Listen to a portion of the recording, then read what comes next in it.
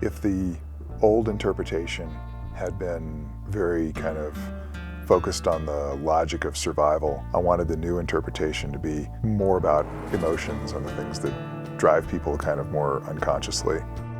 So we set out to do a much warmer, hotter, more emotional story that was about love and family relationships and betrayal and hatred and things like that. And everything about it was more lively.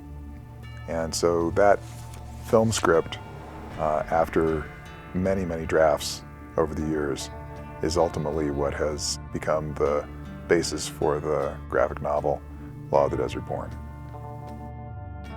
Charles Santino, who's the adapter, his job is very much like a combination of director and editor, and ultimately puts a visual structure to the whole story. Comics are often a collaborative medium. Thomas, the illustrator, is this kind of wonderful combination of actor. How you draw the characters, it's acting.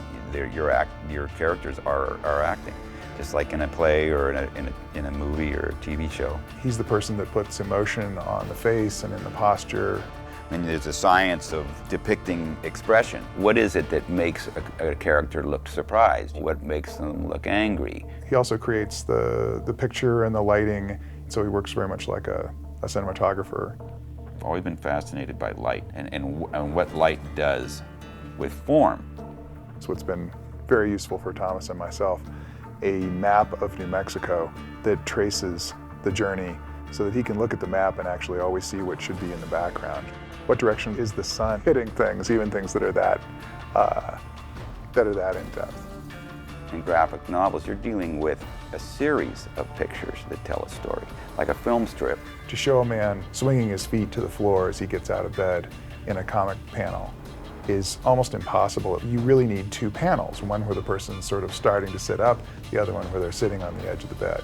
The smaller move uses a lot of territory. It takes up two panels. The bigger move, for some reason, because it's so distinctive, you can get it in one panel. And the fact that there are so many panels, you get over the idea that any one is very precious.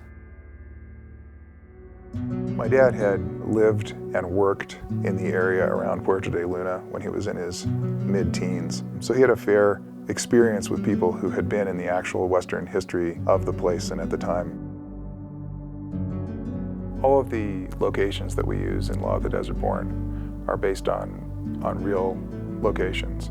They might be romanticized a little bit for the purposes of a graphic novel. We try to recreate them in some semblance of reality. Oh yeah, so there's the smoothness of it. It's Right. got this strange texture. So I'm always trying to figure out how to make something look accurate.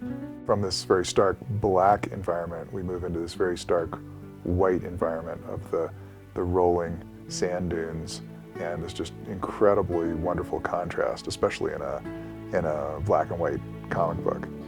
Shad Marone takes off and tries to escape the area around Puerto de Luna. He actually travels a route that's very similar to the route that my dad took when he was separated from his parents and was trying to catch up with them in Phoenix. Katherine and I tried to use that in the script as much as possible. Is a character climbing down a building or jumping off a cliff or something like that where you want a tall panel to show the height? Is it horizontal? Like in here we have a lot of horizontal panels. A Western, that works really well because we got these long horizontal environment. Puerto de Luna, the town that we start in, has some great old Mexican-American architecture. The model that we used was Cerrillos, New Mexico, which is a town that's been used in the better films. It's actually about the best movie town ever to be used in New Mexico. Cerrillos has a terrific street and a number of buildings that really give you the flavor of a town and that place at that time and what it would look like. I just kind of intuitively sense what does the story need? What, in order to propel it forward in an interesting way? Where does civilization actually stop? Where have you gone beyond the boundaries of civilization?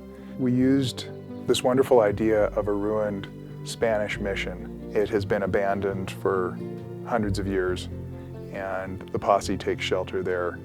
That was kind of our sense that you're in a place where men once were, but they are no longer, And once you go beyond this place, you're truly in the desert, you're truly in the wilderness. I got a bunch of actors together, and we read the story, and they started saying, who was the good guy, who was the bad guy? And there was a lot of discussion, there was a lot of controversy. It was really intriguing to us because we didn't really realize we had created something that was so much like real life that you really could discuss, you really could wonder about these things. Sometimes I'll base characters in stories on real people, either myself or a friend or family. I have this neighbor who I thought, well, he'd be good for that character, you know. And I wanted him to be tall and older and leathery, and a lot of the stuff it comes out of the script. That's who I was seeing.